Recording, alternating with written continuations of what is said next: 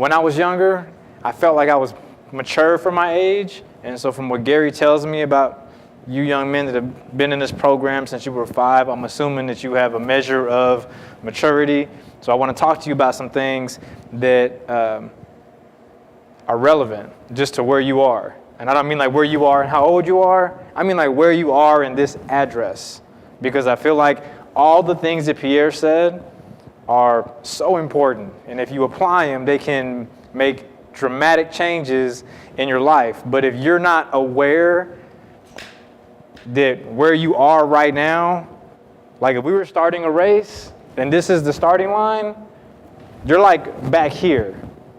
And if you don't acknowledge that, then it's easy to get discouraged in how you run the race. And so I just want to talk to you about a couple of things that my hope is that it changes the way that you see things, because you can't do anything without a clear understanding of why that is. So I want to just point out a couple of things that I thought was real interesting as we were looking into where we are here. And everything that we talk about is going to be within a 10-mile radius from this address. 10 miles. So the idea is to be able to use what Pierre gave you to change the cycle. And he was talking about that it was going to be tough and it was challenging and all these things. Well, why? Why do you think that is? Why is it so hard here, but 10 minutes up the road, it's not that hard? When I was your age, it used to be this town center right here. It wasn't Le Grand Plaza. And I remember our thing was the Dollar Theater every weekend. Me and my buddy run down there and do that. And what I looked at was, when you look around here at just the kind of lifestyle that is expected from you. So my dad's Puerto Rican, my mom's Italian. I was all kinds of mixed up. So I didn't really fit in anywhere. But I tell you, as a minority, I knew exactly where society said that I was going to shop, what I was going to be shopping for, why I was going to be shopping for it. And I think that if you don't at least question why that is, it's hard to use any of that information that Pierre gave you. So I want you to think about this. Everybody know what Barnes & Noble is? Yes. What's Barnes & Noble? It's like a bookstore. It's not like a bookstore. It is the bookstore. It's like the LeBron James of bookstores. Do you know where one is? Is there one around here? There's not one, is there? You know, the closest Barnes & Noble is 13 miles from here. 13 miles. Remember Pierre said that he lived in Providence his whole life, but never left? He was in that little bubble. You know how many stores that you can buy alcohol within a 10-mile radius of right here? 176.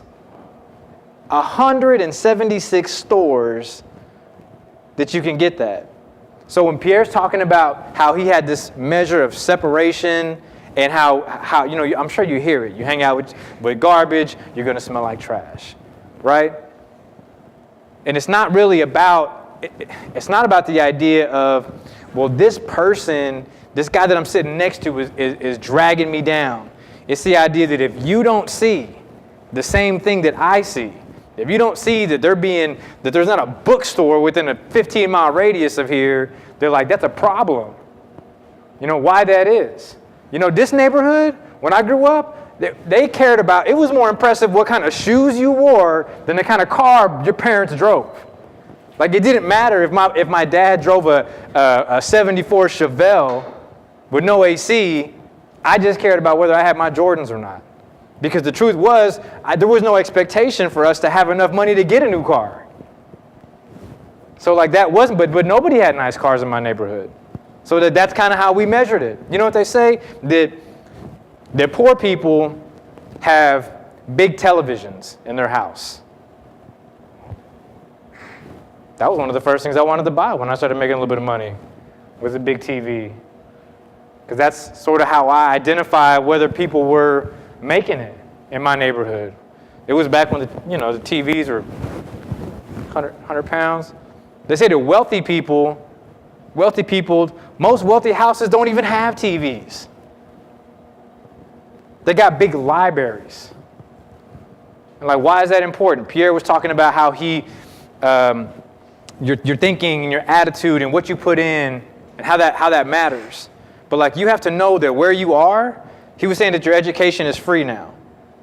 So I wanted to go to, I know Gary went to TCU. I wanted to go to TCU. My wife wanted to go to TCU. But like where we grew up, like our parents, they said we just didn't have the money. So that whole drive and attitude that he was talking about, it was like sucked out from the very beginning because nobody even went to college, especially not that college. But why not? Something, well, we don't have the money.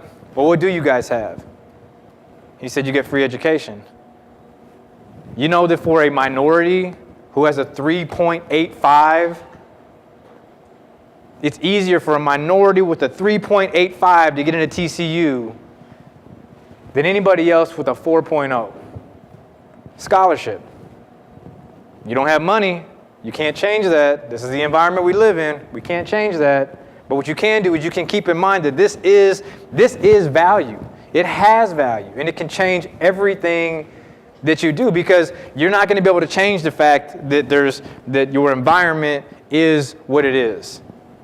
The liquor stores, the drugs, the gangs, like they're not going to go away. What has to happen is that there has to be change from within.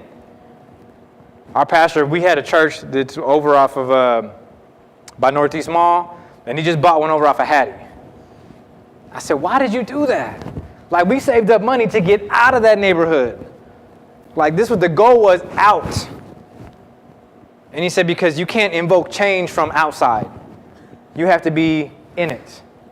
But like, to know that where you are, that you are at a disadvantage, so there is an expectation for you to do more. If you even want the same, you have to do more. And as discouraging as that sounds, that's the reality of it. And you guys are old enough to know, especially some of you guys are old enough to know that like it really, really matters in your age group. Because that's when people fall off. That's when I fell off. It's easy to get sucked into that. It's easy to get to lose that mindset. I'm going to show you a couple other things that I said. And I promise it ain't all bad, but I just want you to know, be aware of what it was. When I grew up, it's a single mom thing, right? Hope Farm, that's primarily what this is. So I know if that's the case, then I am not the only one who used to hear screaming and hollering about money in my house. The biggest fight in my house always was money. It wasn't whether my parents loved me or my mom loved me or my dad loved me. It was always about money and how we didn't have it. They say that money is the root of all evil. I say the lack of money, having no money, is what creates that.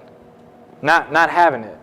And so knowing that that's where we were, that was one of the driving things for me, is that I don't want that to be the motivating factor in my life, how I don't have money. So how do we change that? We talked about the average household income from here. When you pull, like when companies want to build here, they pull a demographic of people who file their taxes and how they do it, that the average household income in a 10-mile radius of here is $27,000 a year. 27 grand a year. 4 years at a community college is going to cost you 20 grand. So like you have to know what you're up against to know how to train for it.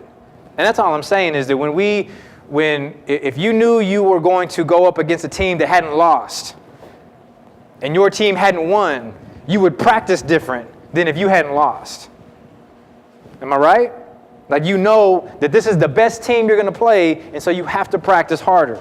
And all I'm saying is in life, you young men need to realize that you have to fight harder. You have to fight harder if you want to get something different. From what I've seen, I believe that Hope Farm gives you sort of that bubble in a community that you're lucky to be here. You know, I can tell some of y'all got the wiggles and ready to get out, but just to have this, to have a place where people tell you that you have value, that you can do it, you know, a support system, it matters. It makes a difference because you're definitely not going to get it out there because I know I didn't. And I grew up 5 blocks that way. So I know it's not here. It's not organic in this area. You've got to purpose yourself to be put around it. So here's another thing that think about. And this is because I just want you to see how different the rest of the world thinks than this bubble that we grew up in, that you're growing up in right now. That we lobbied for that Walmart. Like we fought to get that Walmart here. Like the rich communities, the wealthy communities, they fight to keep Walmart out.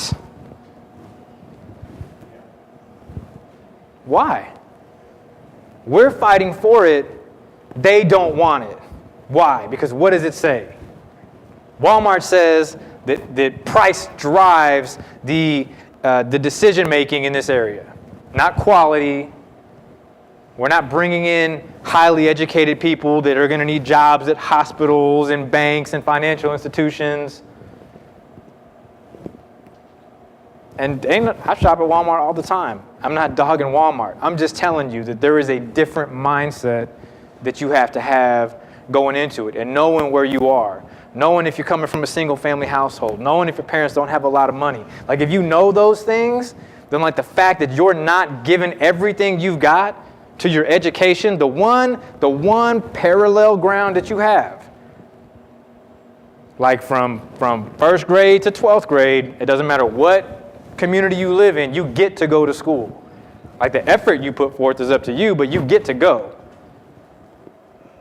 And like you were saying, you can do the YouTube. There's so many different ways that you can learn stuff now than you could before. I gave everybody this golf ball. And like I said, I'm not trying to be a downer, but you're old enough to know where you stand and what is required if you want to break out of that. But I want to give you guys some hope on how this works and how God takes these situations and uses them and why it's so important. Is it okay if I do some scriptures here real quick? All right. Good deal. All right. Romans 5:3 says, "But we also glory in our suffering because we know that suffering produces perseverance." Anybody know what that is? Who's the basketball one? Earlier, something about basketball. What did they say about LeBron James when he was in Cleveland the first time? Right? Can't win the big ones, but he didn't stop playing. Right? That's perseverance. That's what this is talking about. This suffering, it creates perseverance. It's not like it's a substitute. It's you have to have it to get it. Does that make sense? This is the Bible saying that the suffering is what gives you the perseverance. Then it says that perseverance builds character. You know, Pierre was talking about the process, that you pick up the nuggets throughout the process. It isn't really the end goal that you're talking about. And that he was talking about the way that that street education combined with the book education made you more deadly than someone that just had the book education. Like there's character in going through what you're going through. Like necessity is the mother of all invention. Like money makes people stupid. I promise. Because when you have money, you don't have to make decisions. You don't have to be creative. You don't have to figure it out. They just throw money at the problems. No problem solving skills. Just throw the money at it. Right? It says perseverance builds character, and character builds hope. James 1:2-4, it says, "Consider it pure joy whenever you face trials, because you know that this testing of your faith produces perseverance. And let perseverance finish its work so that you may be mature and complete, not lacking anything." I tell you this, I'm no saint. I didn't get back into church until I met my wife when I was about 24. And I knew the second that I walked through the door, I was going to just whoosh, on fire because of the wildness that I was in. But what I have learned, that my experiential learning, that's what Pierre's talking about, the things you go through, that experiential learning has taught me that the challenges that I went through when I was your age, because that's when we were talking, like, are they too young? Is this going to be too over their head? Are they going to get it? I said, no, I don't think so. I remember the fights at my house when I was that age. I remember what it felt like when the school started and everybody had new clothes except me. Like, I know what it was like wanting something, but you don't talk about it because that wasn't, like Pierre said, for one, it wasn't believable. Two, it didn't seem possible, so why even talk about it? But what the Bible's telling us here is that perseverance, the first one just tells you what it does. The suffering creates perseverance, which creates character, which creates hope. The second one says you should be happy when you go through it. I'm from Detroit originally. My uncle works for Chrysler. He was telling me that they crash on purpose like 5,000 Escalades before it ever hits the street. And I was like, I just want, that's the car. I still to this day, that's my car. That's what I want.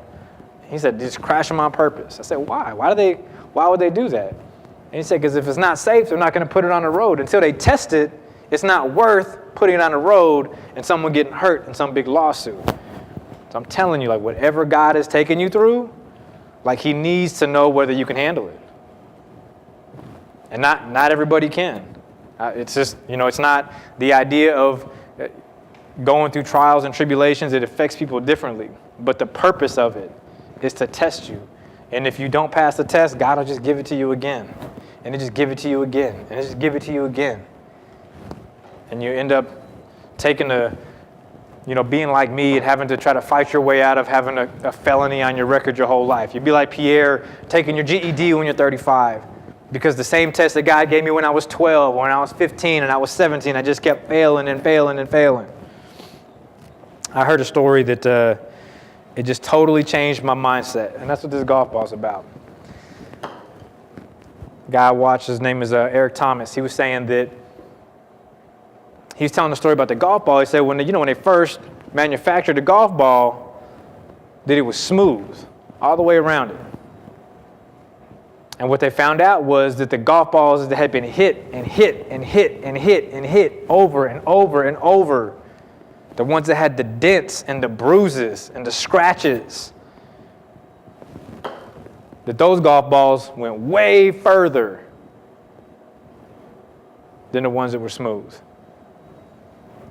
And I would say this, that every time that life takes a swing at you and puts a dent in you, because it's going to happen, I guarantee you, especially where you are.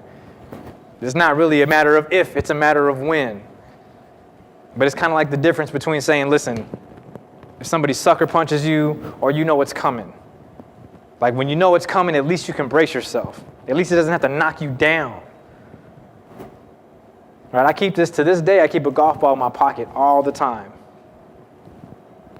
Because I want to be reminded that every time something hurts, every time I'm going through something, every time that I feel like it's not fair and I want to blame this person or that person or why I don't have this and why I don't have that and why they have it and I don't have it, I just reach in my pocket and I can feel the dimples. And I remember being your age thinking that, like, it was, as young as I am, why am I having to go through this? But what you guys have here at Hope Farm is like when you get that, you're getting that foundation that from a biblical standpoint, that these are truths. Like whether you believe it or not, it's like gravity. You don't have to believe it, but it's just there. I promise you, the Word of God is the same way. Whether you embrace it or you don't, it's truth. Last thing. It says, 1 Peter 4:12 through 19, it says, do not be surprised at the fiery ordeal that has come to test you as though something strange were happening. But rejoice as you participate in the suffering of Christ so that you may be overjoyed when his glory is revealed. It made me feel better when I read that.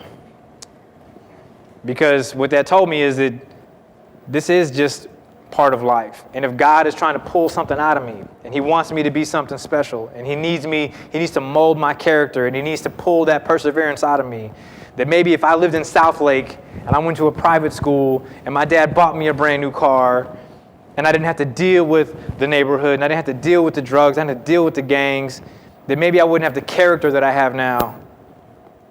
Maybe I wouldn't have the strength to get through what I get through. My wife and I started a trucking company about 10 years ago from our little one-bedroom apartment. We got a fleet of 30 trucks now. We got another company out in Keller. It's nice to make your own schedule. It's nice to not have no one tell you what to do. But it takes hard work. And I tell you, every bit of the things that I hated when I was your age that I went through, I use them every day. Every day. So I'm not here to lie to you and say that like life is great, that you are going to have privilege, and that things are going to work out for you. But I'm saying if you keep God in your life, and you keep that focal point, just to know that when it happens for a reason, and that it says to let it take its full effect. You're just kids. So I promise you, God is not done with you. So to expect it to be over now is just naive. So I'm telling you so that you can surround yourself with people that will encourage you, that will lift you up, that'll be by there to support you. Gary, his team, when he was sharing his heart and his vision about what this place is, I just couldn't believe it. I told Denise, I was like, man, where was that when I was a kid? There's a lot of stuff on TV. A lot of people think about this is a race thing, it's a color thing. I promise you, that poverty, they don't care. It really doesn't matter what color you are. In Detroit, that's all that separated you. It didn't matter what color you were. You either had money or you didn't. And that just determined where you live. Don't get caught up in hate. Don't get caught up in all that nonsense. Focus on what you got. You got a good environment to flourish with your education. You know, it won't be easy, but the Bible tells us that everything that he's doing is pulling stuff out of us. Perseverance, character, hope. And those are the things that you need to lead so that you can change this community from the inside out. So the next time that we're fighting for is at Barnes & Noble. Because you're worth it, right? Don't you think so? Why do they get them and we don't? Why wouldn't you want them? If nobody's using them, why would they build one here? You guys seen the yellow sponges that go in the kitchen? Green on one side, yellow on the other to do dishes with? I saw a guy, he popped open a Coke can, dumped something out, opened up a brand new sponge, sucked it up, and he said, if I squeeze this sponge, what do you think's gonna come out of it? I said, Coke? He said, exactly, because that's what I put in it. What are you putting in? If you're not putting in the right things, when life puts the squeeze on you, you put trash in, trash is what comes out. You know, so I hope you guys take to heart what Pierre said. I hope you guys utilize the tools that you have here. Be aware that you're running this race from behind. It doesn't mean that you can't catch up. It doesn't mean that you can't far exceed that. I'm running circles around the people that grew up in neighborhoods much better than mine, but not because of privilege. Because I got a lot of dents. So these years to keep. I'll give the scriptures to Gary if you want to share them with the boys. I encourage you to keep them close. It helped me when I was your age. I hope it helps you too. So.